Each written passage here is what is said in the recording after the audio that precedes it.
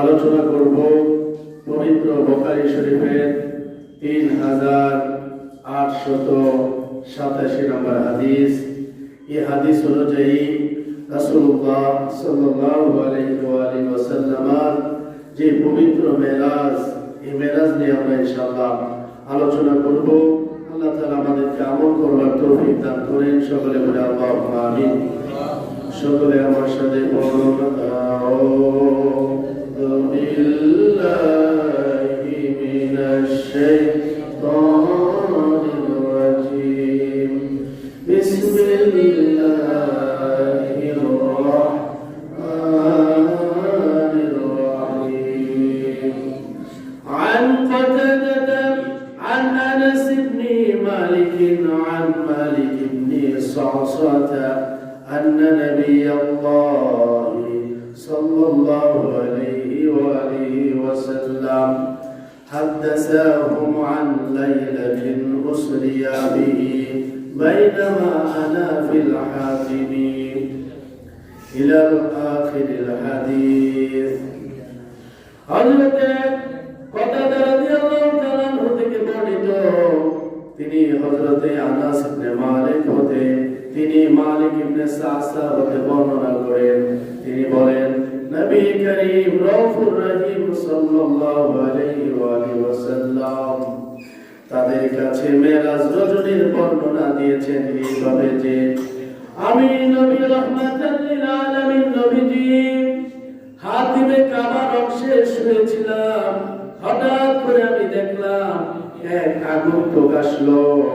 আসার পরে আমার বক্ষকে এখান থেকে এই পর্যন্ত, কণ্ঠনালী থেকে নাভি পর্যন্ত বিদীর্ণ করে দিল। বলেন আল্লাহু আকবার। অতঃপর আমার কলবটাকে বের করলো।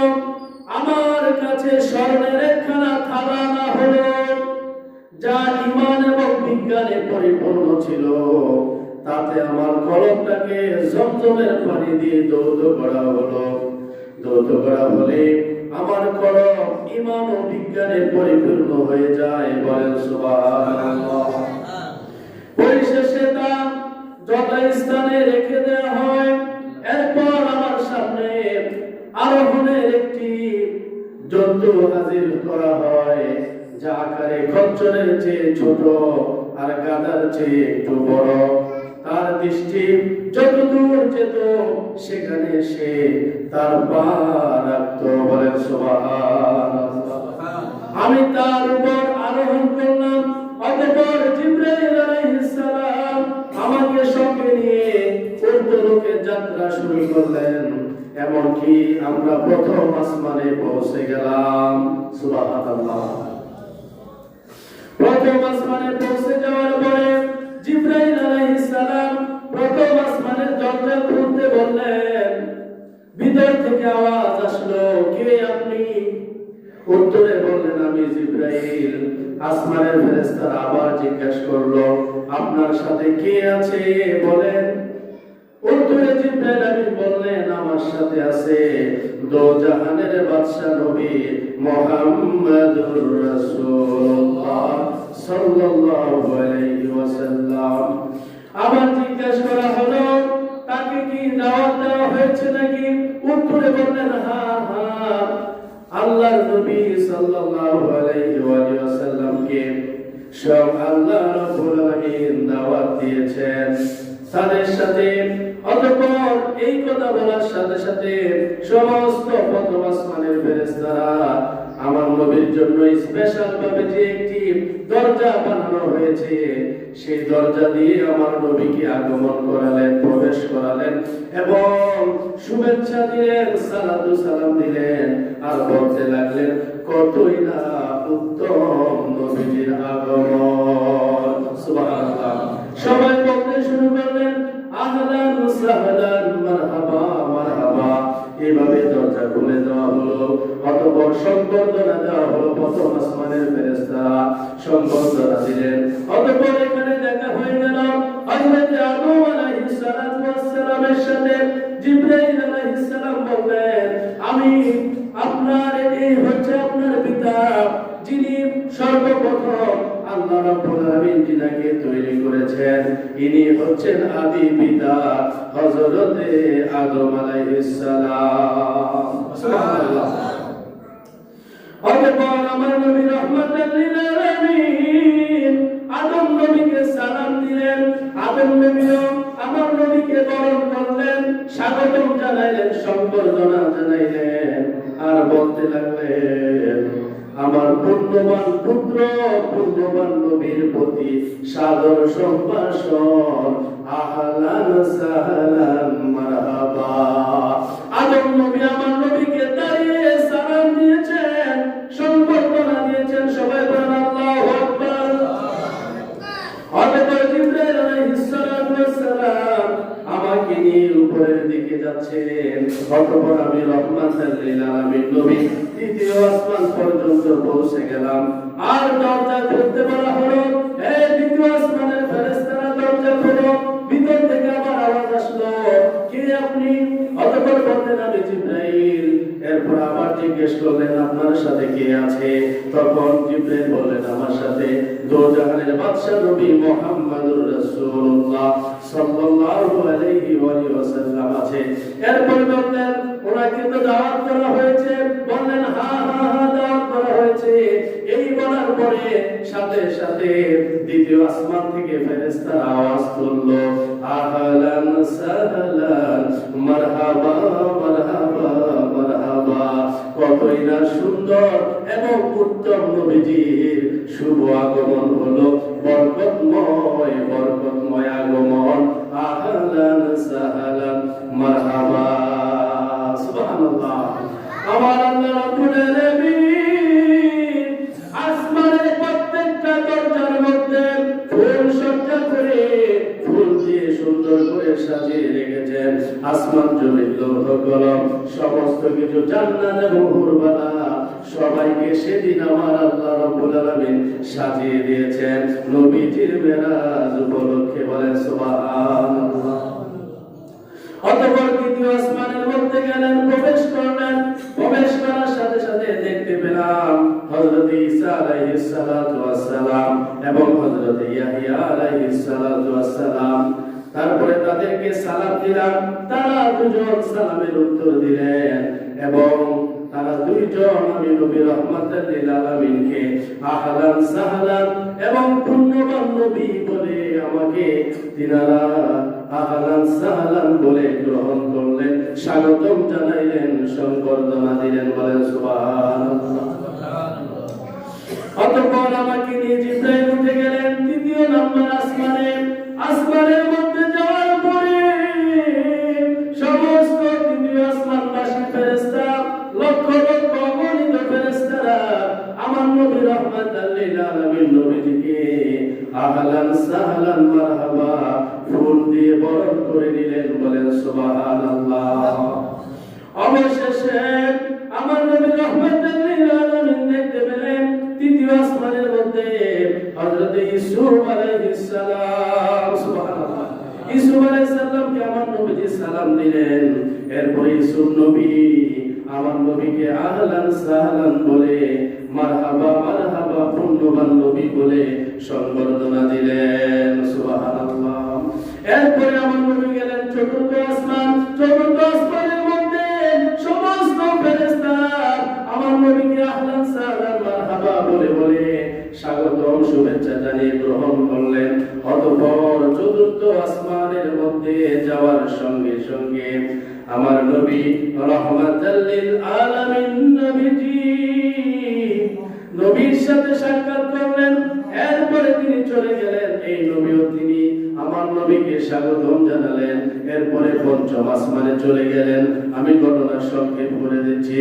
পঞ্চম আসমানের মধ্যে যাওয়ার পরে আমার নবী রাহমাতাল লিল আলামিন নবীকে সমস্ত ফেরেশতারা আহলান সাহলান মারহাবা জানালেন। অবশেষে ষষ্ঠ আসমানের মধ্যে গেলেন। ষষ্ঠ আসমানের মধ্যে এইভাবে আহলান সাহলান জানাইলেন। মুসা নবীর সাথে দেখা হয়ে গেল। মুসা নবী আমার নবীকে আহলান সাহলান বললেন, সম্বর্ধনা দিলেন। এরপরে আমার নবীজি চলে গেলেন সপ্তম নম্বর আসমান।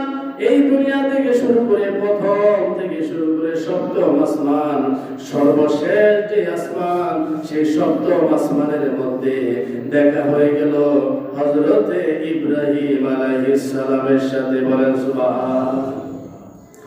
ইব্রাহিম আলাইহিস সালাম আমার নবীজিকে পেয়ে বড় খুশি হয়ে গেলেন। আমার নবীজিকে দেখে সেখানে সপ্তম আসমানের উপরে বাইতুল মামুর আছে, সেখানে হেলান দিয়ে ইব্রাহিম নবী ছিলেন বসা। আমার নবীকে দেখা মাত্র দাঁড়িয়ে দাঁড়িয়ে নবীকে সম্মান জানাইলেন, সম্বর্ধনা জানাইলেন। বলেন সুবহানাল্লাহ। শুধু তাই নয়, সমস্ত নবীজি, সমস্ত নবী এবং রাসূলেরা আমার নবীকে সম্বর্ধনা দিলেন। 1,00,000 মতান্তরে 2,24,000 নবী এবং রাসূল সবাই আমার নবীকে আহলান সাহলান বলে সম্বর্ধনা দিয়েছে। চিৎকার দিয়ে বলতে হবে সুবহানাল্লাহ। অবশেষে সপ্তম আসমান পার হয়ে গেলেন। অবশেষে সেখানে দেখলেন সিদরাতুল মুনতাহার মধ্যে যখন আমার নবীজি গেলেন, সিদরাতুল মুনতাহা পৃথিবীর শেষ প্রান্ত। সেই শেষ প্রান্তের মধ্যে যাওয়ার পরে হযরত জিবরাইল আমিন বললেন, ইয়া রাসূলুল্লাহ, ইয়া হাবিবাল্লাহ, নবীজি আমি আর সামনে যেতে পারবো না। যদি আমি একটু সামনে যাই, আল্লাহর নূরের তাজাল্লিতে আমি জ্বলে পুড়ে ছাই হয়ে যাব। আল্লাহু আকবার। তখন আমার নবীজি বললেন, জিবরাইল তুমি তো আর সামনে যেতে পারবে না। ঠিক আছে, তাইলে তুমি বলো, এই মেরাজের সফরের মধ্যে তুমি আমার সাথে এতক্ষণ ছিলে, এখন আমি সামনে যাব, তুমি যেতে পারবে না। আমি আপনি যদি হইতাম একটু ভয় পেয়ে যেতাম, কিন্তু না রে না, আমার নবী ভয় পায় না, বলে আমি একাই যেতে পারবো। বলে সুবহানাল্লাহ। এখানে একটি প্রশ্ন হলো, হযরত জিবরাইল আমার নবীর সফর সঙ্গী হওয়ার পরেও কেন আল্লাহর সামনে যেতে পারবে না, আরো কাছে যেতে পারবে না? কারণ কি? কারণ হলো জিবরাইল বলে, হে নবী গো, আমি যদি আর এক পা সামনে যাই, আল্লাহর নূরের তাজাল্লিতে জ্বলে পড়ে ছাই হয়ে যাব। সুবহানাল্লাহ। তার মানে বোঝা যায় আমার নবী এমন নূর, যে নূর আল্লাহর নূরের সামনে গেলে কোনো কিছু হয় না। সুবহানাল্লাহ। আর জিবরাইলের নূর সাধারণ নূর। এই জিবরাইলের নূরটা আমার নূর, নবীর নূর থেকে বানানো হয়েছে। নবীর নূর থেকে অনেক ভাগ ভাগ করে অনেক কিছু বানানো হয়েছে। এই জন্য জিবরাইলের নূরের তৈরি হওয়ার পরে সামনে যাইতে পারে না, আর আমার নবী নূরের তৈরি হওয়ার পরে আল্লাহর সামনে যেতে পারে। কারণ আল্লাহর নূর, আমার দয়াল নবীজির নূরকে আমার আল্লাহ অতি শক্তিশালী করে তৈরি করেছে। বলেন সুবহানাল্লাহ। আমার মায়েরা, বন্ধুরা, বাবারা, জিবরাইল আমিন বিদায় নিবেন, এমন সময় আমার দয়াল নবী বললেন, ও জিবরাইল, তুমি তো বিদায় নিয়ে চলে যাচ্ছ, তাইলে বলো তো দেখি, আল্লাহর দরবারে তোমার কোনো কিছু চাওয়ার আছে কিনা, পাওয়ার আছে কিনা, কোনো কিছু বলবো কিনা তোমার জন্য? হযরত জিবরাইল বললেন, আল্লাহ, আমার জন্য আমি কিছু চাই না। আমি সারা জীবন আমি দেখেছি আপনি শুধু উম্মতি উম্মতি বলে কেঁদেছেন। নবী গো, ও মায়ার নবীজি, আমি শুধু এতটুকু চাই, জাহান্নামের উপরে, দোজখের উপরে ওই ফুলসিরাতের উপর যেদিন কায়েম হবে, সেদিন যেন আমি জিবরাইলের পাখাগুলো ওই জাহান্নামের আগুনের উপরে বিছাইতে পারি, ফুলসিরাতের ফুলের উপরে যেন বিছাইতে পারি। সেই ক্ষমতা যেন আমার আল্লাহ আমাকে দিয়ে দেয়। আমি এতটুকু আল্লাহর দরবারে চাই। সবাই বলে সুবহানাল্লাহ। আমার ভাইরা, বন্ধুরা, বাবারা, সপ্তম আসমান পাড়ি দিয়ে সিদরাতুল মুনতাহা পাড়ি দিলেন। পাড়ি দেওয়ার পরে আমার নবীজি আস্তে আস্তে আরো সামনে যাবে। বোরাকার যাইতে পারে না, হযরত জিবরাইল আর যাইতে পারবে না। এখন কি করবে, কিভাবে যাবে? আমার আল্লাহ বললেন হাবিব বুরাকের চাইতে আরো শক্তিশালী বাহন আপনার জন্য আমি পাঠিয়ে দিলাম। সুবহানাল্লাহ। এরপরে আসলো একটা রফরফ নামের একটা বাহন আসলো। সেই রফরফ নামের বাহনটা আসলো, এমন সুন্দর সেই বাহন, নূরের একটা বাহন, তাকাইলেই চোখ যেন কেমন ঝলমল ঝলমল করে। সুবহানাল্লাহ।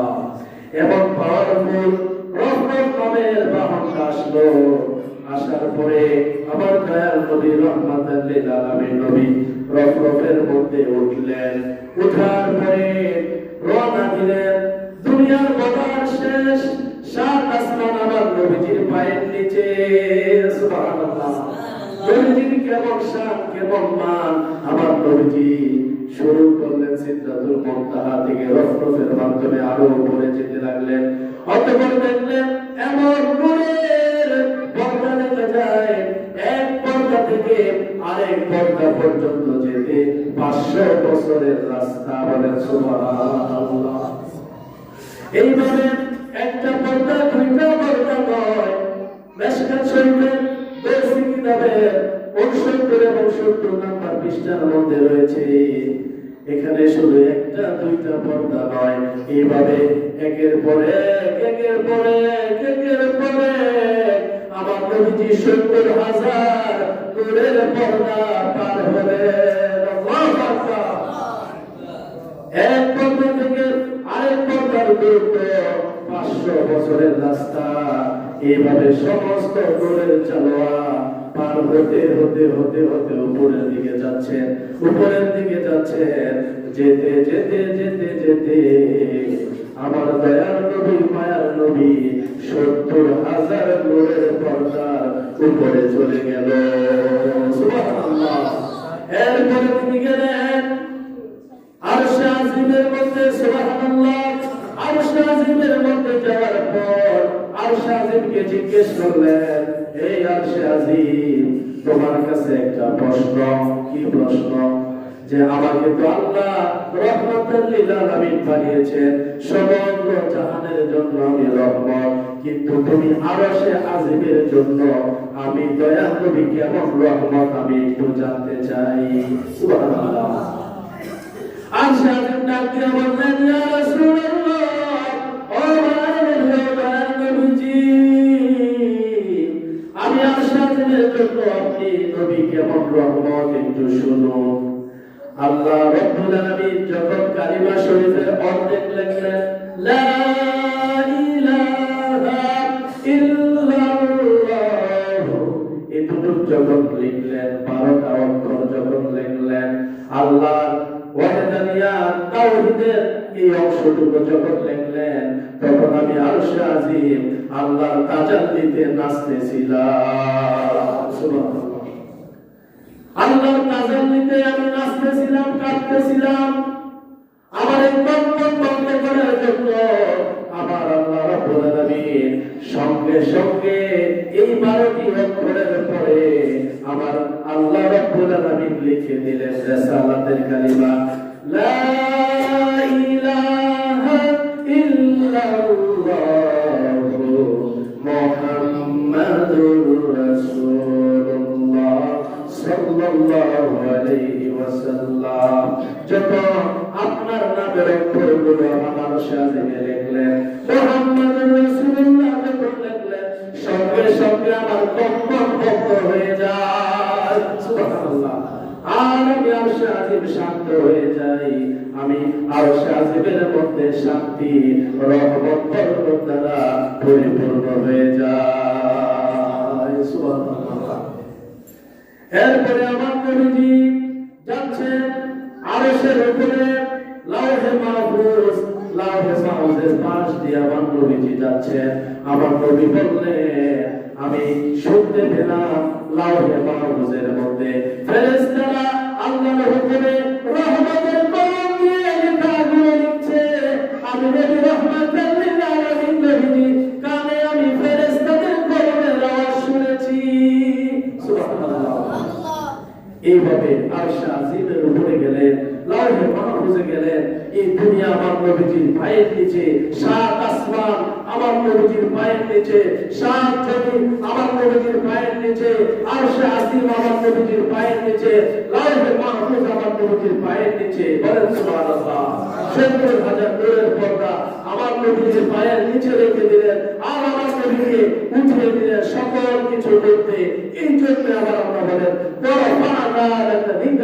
হাবিব, আপনার মান, আপনার সম্মান, আপনার জিকিরকে আমি সমস্ত কিছু উঠতে দিয়েছি, আপনার স্মরণকে আমি সব কিছু উপরে রেখেছি। বলেন সুবহানাল্লাহ।